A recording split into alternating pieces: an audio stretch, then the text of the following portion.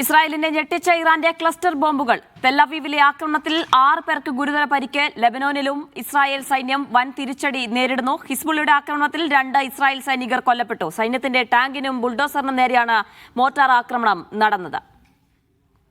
അഫ്താബ് റഹ്മാൻ ചേരുന്നുണ്ട് വിശദാംശങ്ങൾ നൽകാനായി. അഫ്താബ്, ആഞ്ഞടിക്കുകയാണ് ഇറാൻ. ഇസ്രായേൽ വ്യാപക നഷ്ടമെന്ന് മനസ്സിലാക്കുന്നു. ഒപ്പം സൈനികർ കൊല്ലപ്പെട്ടു എന്ന് സ്ഥിരീകരിച്ചിട്ടുണ്ടോ ഇസ്രായേൽ? എന്താണ് സാഹചര്യം?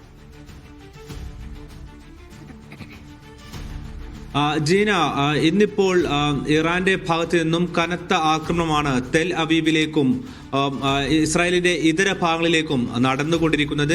കഴിഞ്ഞ കുറേ ദിവസങ്ങളിലായി ഇറാന്റെ വിവിധ മിലിറ്ററി സൈറ്റുകൾ, ഒപ്പം തന്നെ അവരുടെ ഡ്രോൺ കേന്ദ്രങ്ങൾ, ഒപ്പം തന്നെ മിസൈൽ ലോഞ്ചിങ് സൈറ്റുകളെല്ലാം തന്നെ തകർത്തു എന്ന് ഇസ്രായേൽ പറഞ്ഞിരുന്നു. എന്ന് മാത്രമല്ല 80% അത് നശിപ്പിച്ചു കഴിഞ്ഞു എന്ന് പറഞ്ഞിരുന്നു.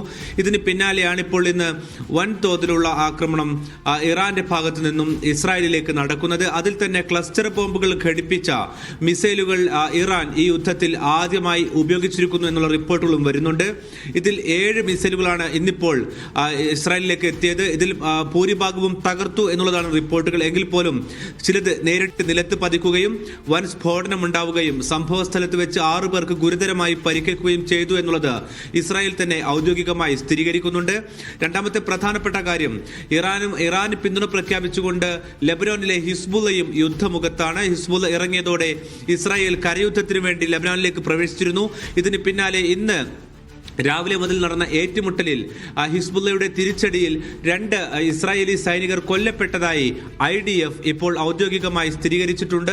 ഇതിൽ ഒന്ന് ബുൾഡോസറിൽ ഉണ്ടായിരുന്ന സൈനികരും മറ്റൊന്ന് ഇവിടെയുള്ള ചെക്ക് പോസ്റ്റിലുണ്ടായിരുന്ന സൈനികരുമായിരുന്നു എന്നുള്ളതാണ് ഇസ്രായേൽ തന്നെ സ്ഥിരീകരിക്കുന്നത്.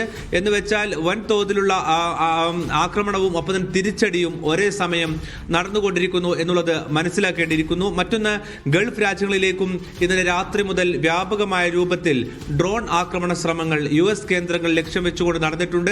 അതിന് പിന്നാലെ ഇതിൽ കാര്യമായി ഉപയോഗിക്കുന്ന ഈ ഡ്രോണുകളാണ് ഗൾഫ് രാജ്യങ്ങൾക്ക് വലിയ തലവേദനയായി മാറുന്നത്. പ്രത്യേകിച്ചും കുറഞ്ഞ വിലയുള്ള ഈ ഡ്രോണുകൾ തകർക്കാൻ വലിയ വിലയുള്ള പ്രതിരോധ സംവിധാനങ്ങൾ ഉപയോഗിക്കേണ്ട സാഹചര്യം ഗൾഫ് രാജ്യങ്ങൾക്കുണ്ട്. അതുകൊണ്ട് തന്നെ മില്യണുകൾ ഈ ഇനത്തിൽ ചിലവഴിക്കുന്ന സ്ഥിതിവിശേഷമുണ്ട്.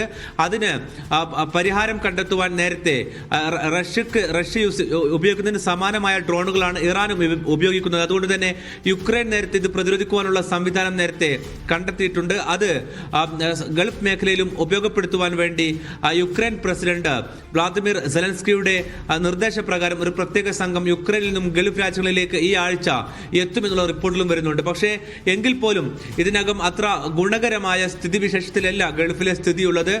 അറബ് മേഖലയെ സംബന്ധിച്ചിടത്തോളം, പ്രത്യേകിച്ച് സൗദി അറേബ്യയിൽ ഇന്നലെ രാത്രി മുതൽ വ്യോമഗതാഗതം തന്നെ പൂർണ്ണമായും താറുമാറാകുന്ന സ്ഥിതിവിശേഷത്തിലേക്ക് കാര്യങ്ങൾ പോയിട്ടുണ്ട്. നിരവധി മലയാളികൾ റിയാദ് വിമാനത്താവളത്തിനകത്ത് കഴിഞ്ഞ 2 ദിവസമായി വിമാനം നഷ്ടപ്പെട്ടതോടെ കുടുങ്ങി നിൽക്കുന്ന സാഹചര്യമുണ്ട്. അവർക്ക് ബദൽ വിമാനം കണ്ടെത്തണമെങ്കിൽ നിലവിൽ പെരുന്നാൾ കൂടി അടുക്കുന്ന സാഹചര്യത്തിൽ പല വിമാനങ്ങളും പൂർണ്ണമായും സീറ്റുകൾ ഫുള്ളായ ഒരു സ്ഥിതിയുണ്ട്. അതുകൊണ്ട് തന്നെ പലർക്കും സീറ്റുകൾ ലഭിക്കാതെ വിമാനത്താവളത്തിൽ തുടരുന്നതാണ് സാഹചര്യം. ഇന്നലെ കോഴിക്കോട്ടേക്ക് പുറപ്പെടേണ്ട ഫ്ലൈനാസ് വിമാനവും സമാന രീതിയിൽ റദ്ദാക്കുകയും യാത്രക്കാരെ പുറത്തിറക്കുകയും ചെയ്തിട്ടുണ്ട്. ഇവർക്കും ഇനി മറ്റൊരു വിമാനത്തിൽ മാത്രമേ നാട്ടിലേക്ക് മടങ്ങാൻ സാധിക്കുകയുള്ളൂ.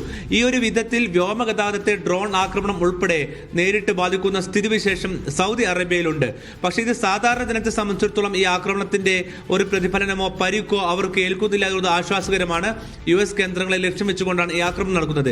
ഏതായിരുന്നാലും സ്ഥിതി അത്ര ഗുണകരമായ നിലയിലേക്കല്ല പോകുന്നത്.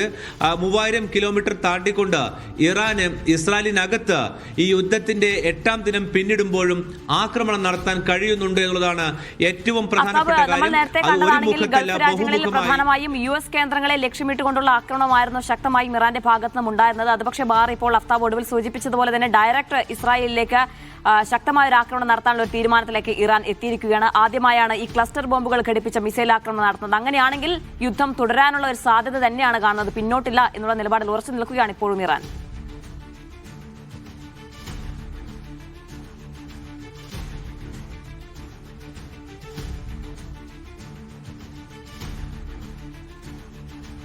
അഫ്താബാണ് വിവരങ്ങൾ നൽകിക്കൊണ്ടിരിക്കുന്നത്.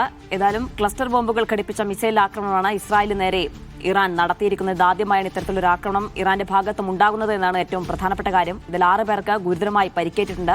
ഒപ്പം ലെബനോനിലും ഇസ്രായേൽ സൈന്യം വൻ തിരിച്ചടി നേരിടുകയാണ്. ഹിസ്ബുള്ളയുടെ ആക്രമണത്തിൽ 2 ഇസ്രായേൽ സൈനികരാണ് കൊല്ലപ്പെട്ടത്. സൈന്യത്തിന്റെ ടാങ്കിനും ബുൾഡോസറിന് നേരെയാണ് ഒരു ആക്രമണം നടന്നത്. ഇസ്രായേൽ സൈന്യം ഏതായാലും ഈ മരണവും സ്ഥിരീകരിച്ചിട്ടുണ്ട്.